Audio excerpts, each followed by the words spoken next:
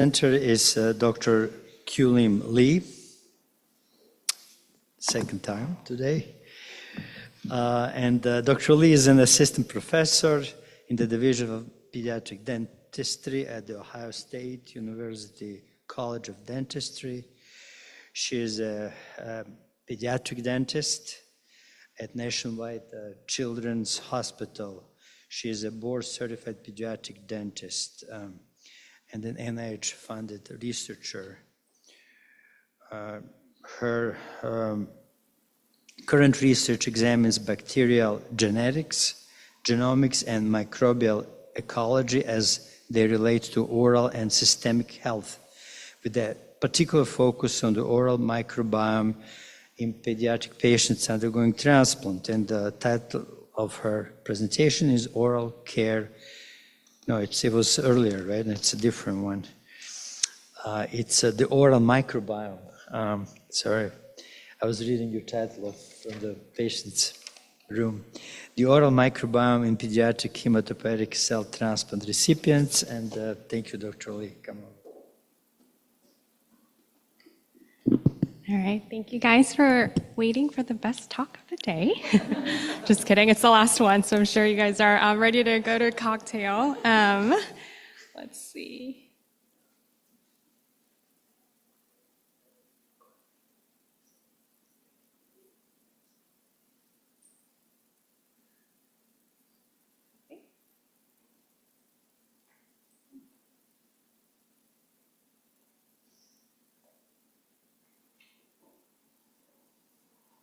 It looks different.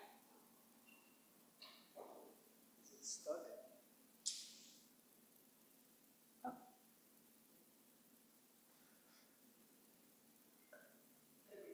Oh, the green button.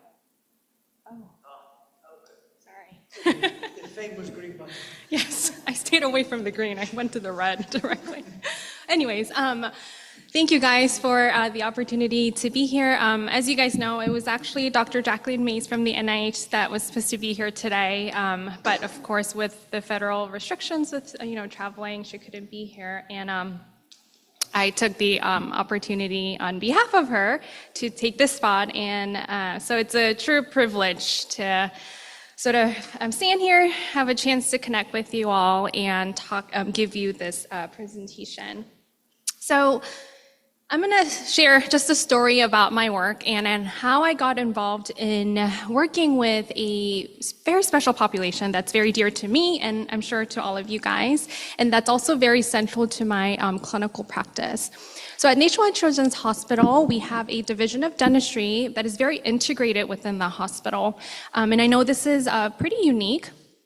And the level of involvement, at least, we are very active across across the hospital and helping manage some of these patients that are admitted for their medical condition. This graph sort of shows, it's a little difficult to see, I'll admit, but sort of shows all of the services that requests consultations of our specialty.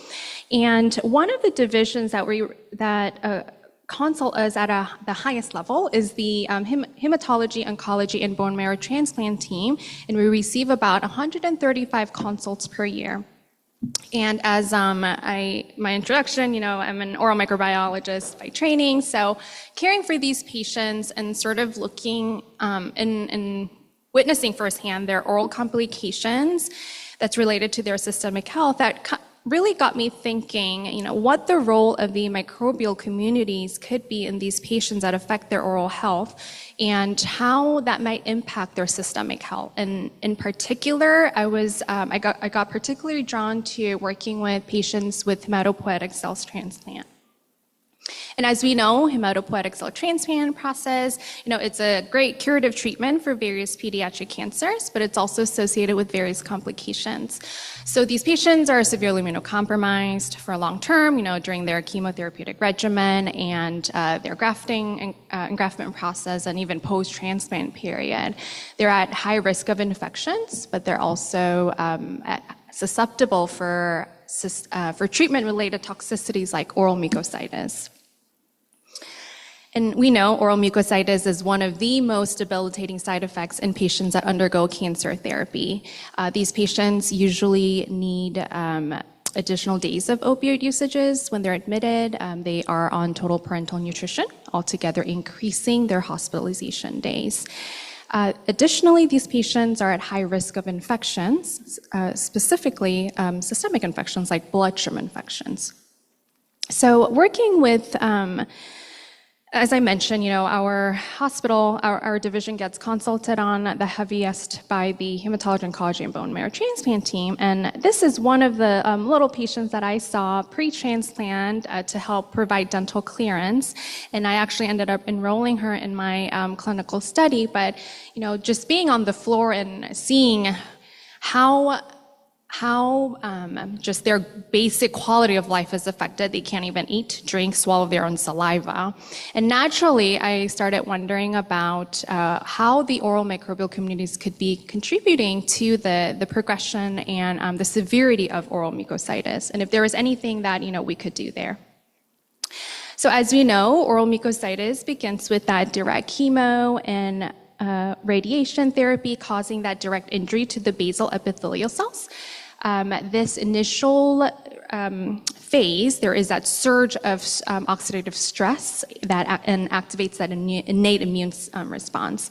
Then we have the activation of some inflammasome pathways and activation of pro-inflammatory transcription factors like NF-kappa beta that leads to the production of pro-inflammatory cytokines that we see here, like IL-1 beta, IL-6, TNF-alpha, that leads to that local tissue damage.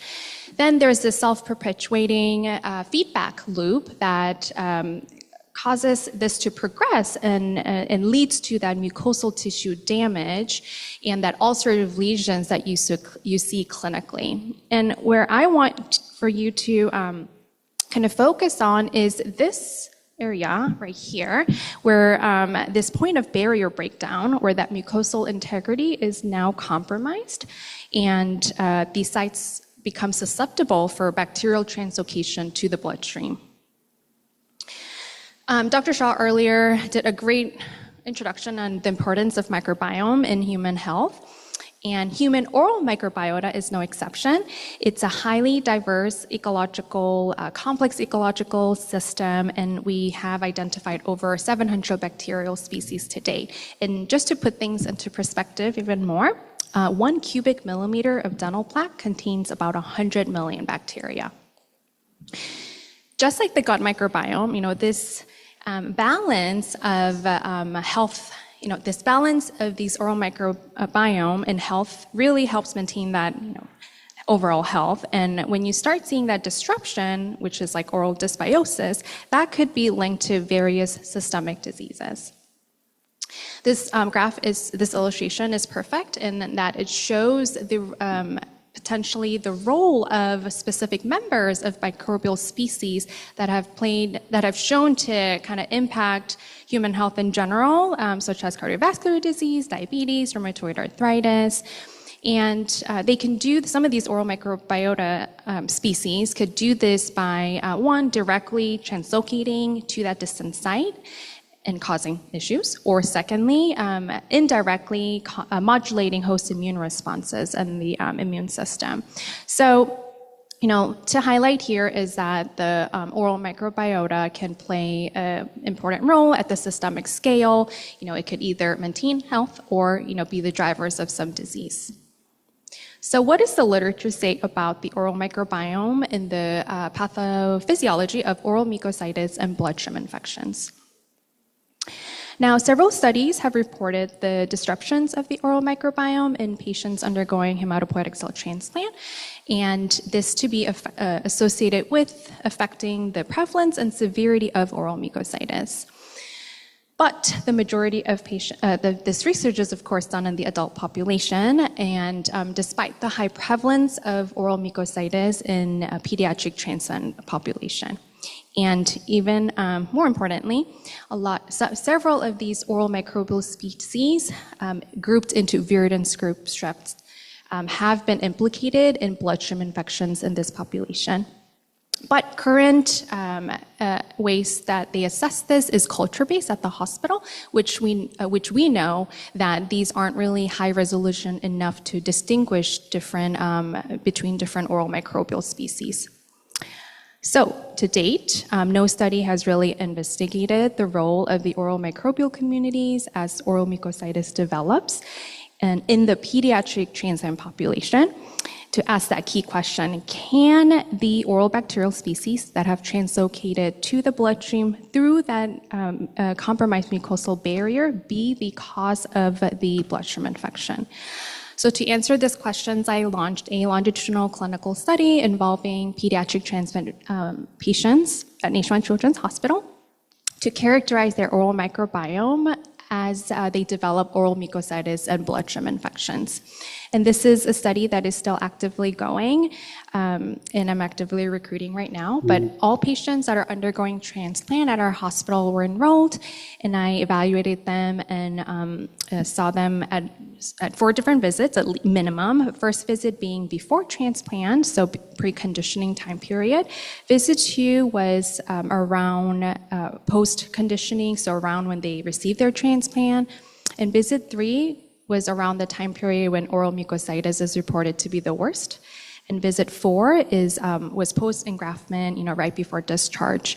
And at every visit, I did a clinical exam. I also sampled different sites of the mouth as well as the blood, and also collected these samples and then took them to my lab to do some 16S sequencing to look at the oral microbial communities. And at every visit, like I mentioned, I did oral sampling that involved different surfaces of the mouth. So a lot of the literature that's been reported, if there are with children, typically they just use saliva. They ask them to spit into the tube and then they sequence that. And for convenience, but I'm a pediatric dentist, so I can work with my patients to get these samples.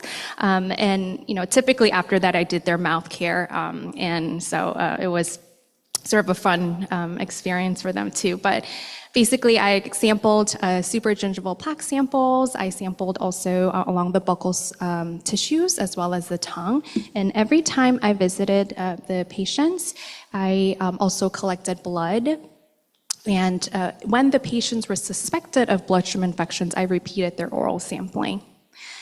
With my clinical exam, I looked at the level of plaque covering their teeth surfaces and looked at their gingival presence or absence of gingival tissue inflammation, and looked at the level of coating that we see in the tongue. And of course, I graded their oral mucositis as well as scored their pains. And I'm going to start showing you some preliminary data that I have on 31 subjects so far on this part, clinical data as well as the microbiome data. So what we observed were higher grades of oral mucositis was seen compared to baseline, of course, as they underwent transplant process. And consistently during those time period, we saw an increased report of pain. And we know there's literature evidence that good mouth care decreases the severity and prevalence and severity of oral mucositis. So evaluated whether they were able to practice any oral care while they're admitted in during their process, and you could see that by visit 3, but majority of our patients were just unable to do any mouth practice. And a small number of patients were able to do, using toothbrushes without toothpaste because the taste was irritating, or toothpads. And of course, I looked at the way that they intake nutrition, and you could see that by visit 3, majority of our patients were unable to tolerate any feeds by mouth, and a majority of them were on total parenteral nutrition. In our patients, I saw increased levels of plaque covering their teeth surfaces compared to visit 1, as well as their tongue surfaces. And I saw somewhat of an increase in gingivitis in these patients. And when we start looking at the oral microbial communities in our patient population, this is that representation showing the communities we found in the oral cavity as well as the blood of all of our subjects. We saw that different sites of the mouth harbored different oral microbial communities. But what's interesting here is the blood microbial profile showed considerable overlap with the oral microbial communities we found in the different sites, suggesting a possible oral origin. I also wanted to see if there were changes in the microbial communities over time across the oral sites.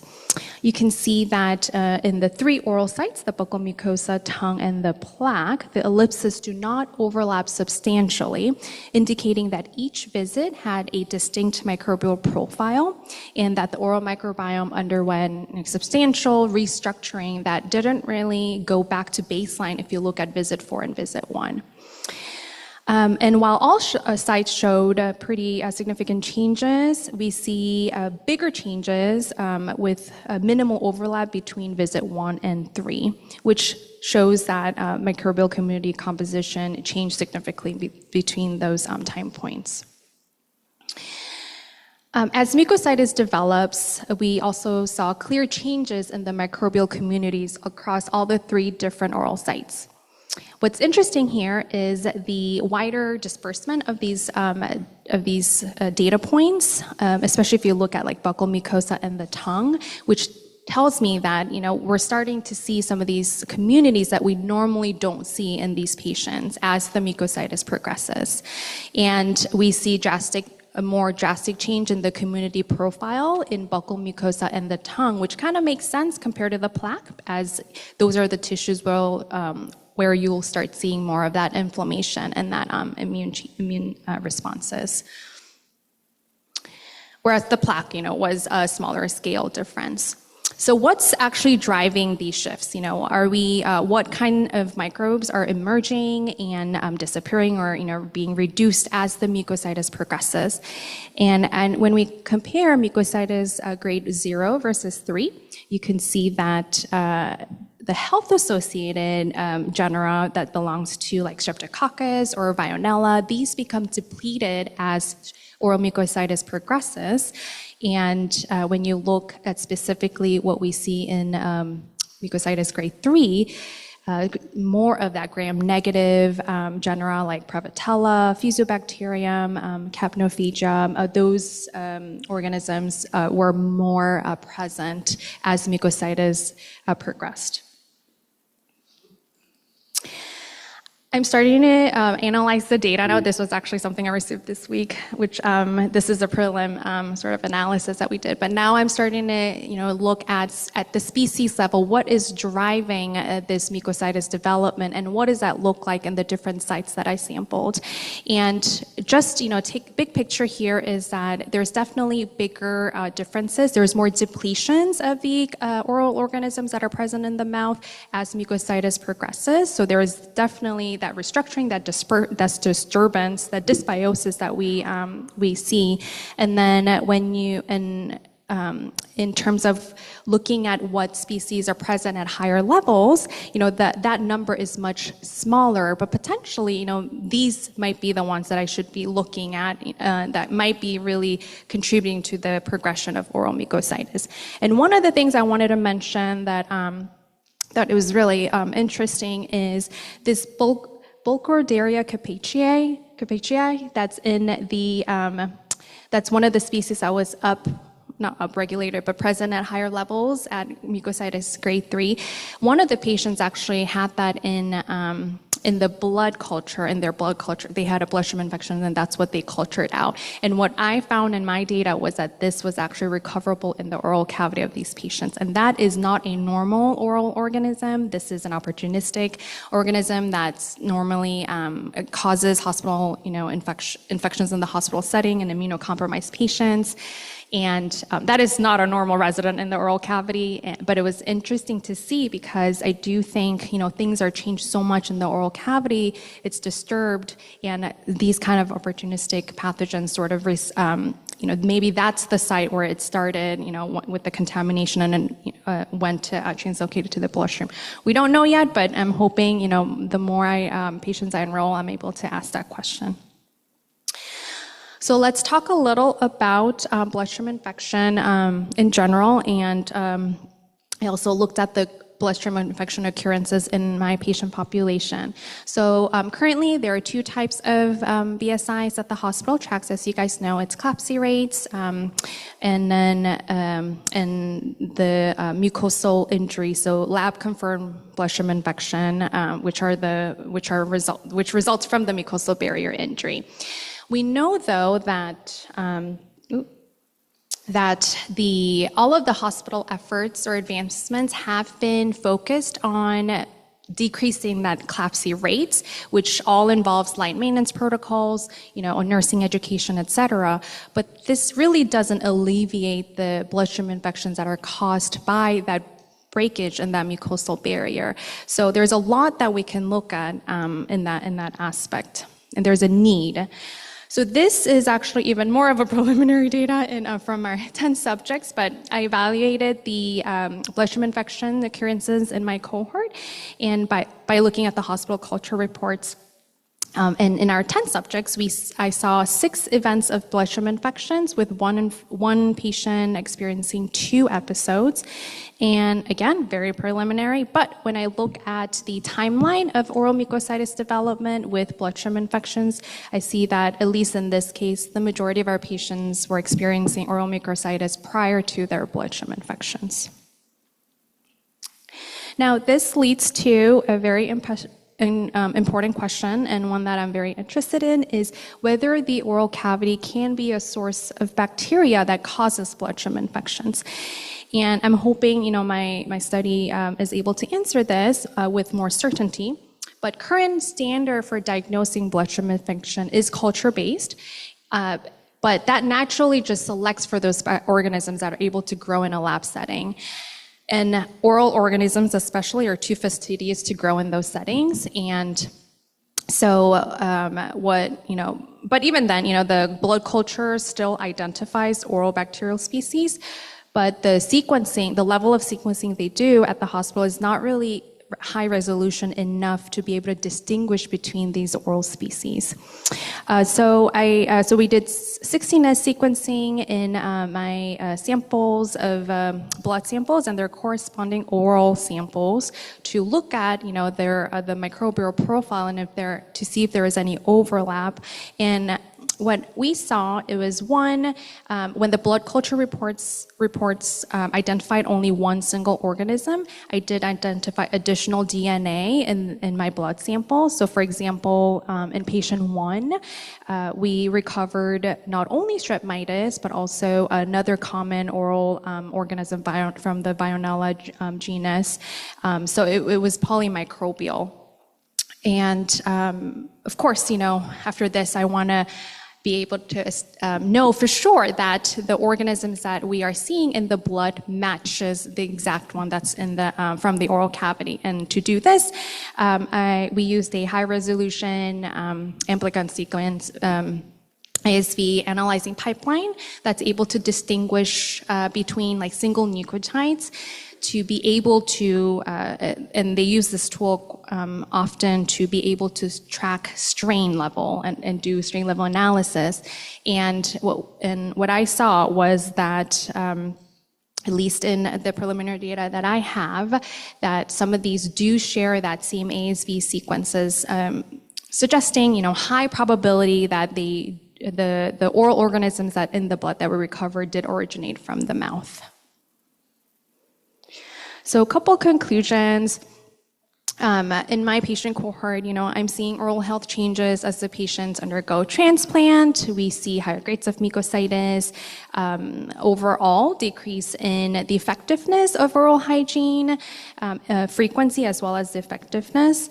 The oral microbial communities changed as oral mucositis developed. I'm doing species level analysis now to hopefully be able to see if I could find predictor or those risk organisms in this patient population. And with some of the analysis I've done, I'm finding that bacteria is identified that are in the blood. I'm able to match it to those that I find in the oral cavity. I'm still recruiting my patients, so this is a study that actually just got funded last year, so I'm still going, and I have a long way, but I'm hoping in the future that I'm able to isolate some of these oral organisms from the blood and actually look at their genomes. I'm a microbial geneticist by training, my background, so I'm interested whether, these strains that ended up translocating to the blood, are there specific species and more strains that are better at doing this, or is it just, a lump of bacteria? But if it is a specific species or a strain, and this is like hypothesis, you just start thinking and, imagining, but basically these organisms might already have a lot of antimicrobial resistance genes. These patients are heavily treated, right? So I'm just interested in seeing how much of their genome might have, changed in comparison to like a reference strain. And I see, consistent to the literature, oral mucositis is a risk factor for bloodstream infections. And bloodstream infection prevention strategies should not only target line maintenance protocols, but also one that targets oral mucositis prevention. And I did not include a slide, but red light therapy, so photobiomodulation therapy has been part of the supportive oral care guidelines for the adult population, got added to or is endorsed by the COG, I think a year or two ago. More of the pediatric hospitals are adopting this. I sold the idea to my BMT team. And, when you talk about it enough, they listen to you, right? So they ended up buying the equipment, and now we're in like the implementation process. But one of the things, just clinically impactful could be, some questions I could ask is, with this red light, when you don't have the mucositis, then, can we see a downstream decrease in the bloodstream infections? So that is some of the thoughts I have. And so I have my acknowledgement slide, which I think is one of the most important slides in a research presentation. And number one, that I want to thank is the patients, the little kiddos that allow me to come in, and those parents that are just so willing to participate in a clinical study when they have so much going on. And that little boy on the upper, I guess, right side on your end, as soon as I walk in, he would always open his mouth for me. He's so cute. And, I always check if he had mucositis, ulcerations, and these, they're there for like 30, average of like 20, 25, and then if there's complication, obviously they stay longer, but they're isolated in that room, and they really appreciate when you guys visit. And sometimes I'm there just to do my exams, and I'm just in the room talking to the parents. And some of them, still text me, and I follow up with them actually in my dental clinic, because some of them do experience GVHD, so I'm keeping an eye on some of them. And of course, my funding sources, and then all of my collaborators at Nationwide, Dr. Bajwa, Raj, he's been great, bone marrow transplant physician that's been a great partner in this work, and then the coordinators, and obviously all my science team, and you guys for sticking through and just being here and sharing, the passion. Thank you.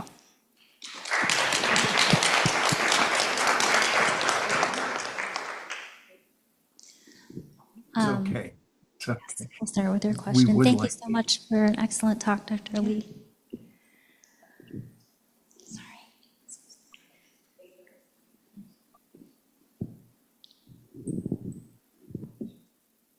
I have two questions for you. Did you ever stumble upon like a time where you cultured something in the blood? Because you do a more advanced sequencing, I guess, right? The way you're detecting organisms in the bloodstream.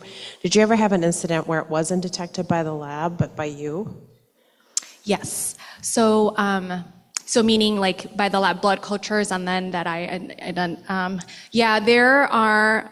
So one of the ones, there's two problems here. One is sometimes it is cultured, and then I get the blood after they get the antibiotics. So it's not in my blood, whatever that they had detected in the lab. So I had to go through some optimization process. But secondly, to answer your question, more specifically, that one example where they identified a species from like strep viridans group, they call it, but my samples showed additional oral bacterial species that were present. So Oh, no, I mean, like, when I tell patients, like, every time you brush your teeth, you become bacteremic transiently. And Yes. if you're immunocompromised, yes. right, like, do you ever detect it at subclinical? Like, they're not sick from it, but it's bacteria in the bloodstream. Yes. So I'm looking at my the blood that I collected routinely, and we do have bacterial DNA there, and it is the question of, yes, there's going to be transient bacteremia all the time, and what's interesting is some kids do get bloodstream infection and some don't, and they're all neutropenic. So that's another question that It's about the T cells. Yeah.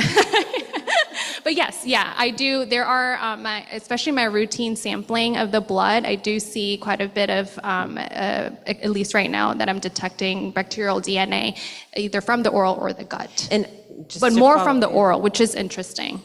Is it the same one over time in the same patient? Like, I guess you do 4 samples. Yes, it's not clear right now. At least the analysis that I'm doing, I think we have to expand I have to look at more patient samples. But yes, it is not a clear pattern where I see like one at a lower level and then it starts increasing, and then, this patient has like fever, for example, and then has a bloodstream. Yeah, it's not that clear yet. And then did you need to sample all the 3 areas, or did you find consistently, like when you were doing the swabs in the different regions of the mouth?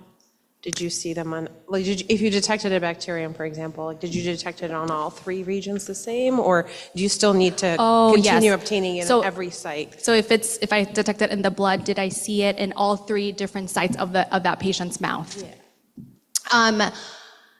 I will say for the Burkholderia capacia that we recovered, it is everywhere in the kid's mouth, but with other subclinical, bacterial DNA that I find in the blood, if I see where it originated from the mouth, it's not in all of the sites. It's sometimes in the buccal mucosa, sometimes in the tongue, sometimes in the teeth. And there's no one bad area, like the worst one out of the 3. There's no like. No, I know, and that's why I did different sampling, because it could be from the mucositis, or it could be just from the gingival crevice. It could be from the tongue. So there's a lot of sources, and I wanted to get very granular in finding that where it could have originated. If it is the oral cavity, then where. So, but at this time, not too clear. Yes, but I've just started analyzing my data, so.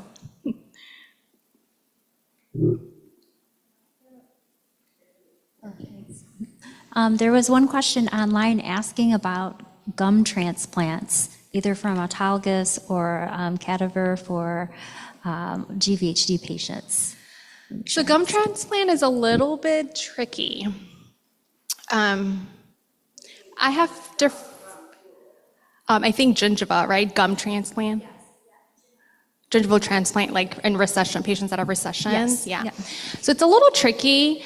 I don't know what the success rate looks like in the adult population, but especially when you're in your immunosuppressed state, you need those immune cells to accept for healing, So I don't know how it would look like if patients that are still on steroids and then they're immunosuppressed and they get that. I don't think it's most likely going to be rejected, even if it's your own tissue, because usually for gingival recessions, they take like the palatal tissue and then they graft it. But you need to have those immune cells to be able to heal, right? So I don't know how it looks like in the adult population. Not something that I would want to try in our pediatric patients. They don't really need it. But secondly, it really depends on the immune system. So I would be very cautious unless you're very much out of your transplant and you have obviously no GVHD symptoms.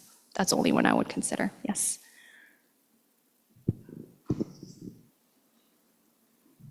That's amazing work. Did you have a chance to compare the kids' oral microbiomes with their parents' oral microbiomes? And then another question would be, when they go home, how does that change, and would they acquire any more of their household members' microbiome in their mouth? Yeah, that's a great question. So the collaborator I'm working with, Anne Griffin, she is actually the pioneer in one of the oral microbiome studies that looked at that acquisition. So getting that, how much of that relates to the kid's oral microbiome with the parents.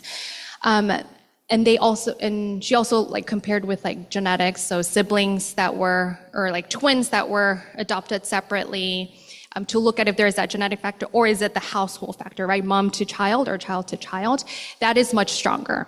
So it is, they say, they say don't kiss your kid when they're younger, like don't share whatever, but it happens. And it's there's a huge resemblance between household microbiome.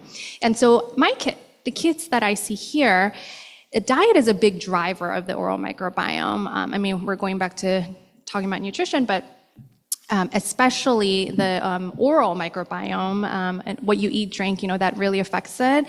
Caries, dental caries, number one reason is sugar. You could brush all day, every day, but if you're sipping on pop all day, you are going to get decay.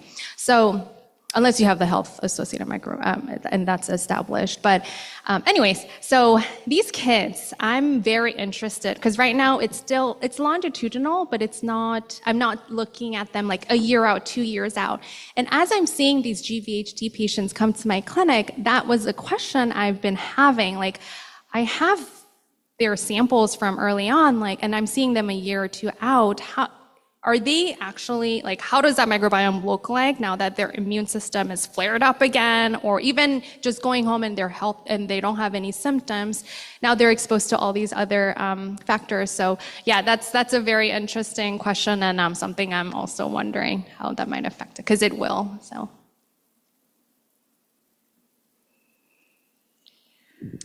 Any other questions for Dr. Lee? Wonderful. Thank you so much, Dr. Lee. Thank you.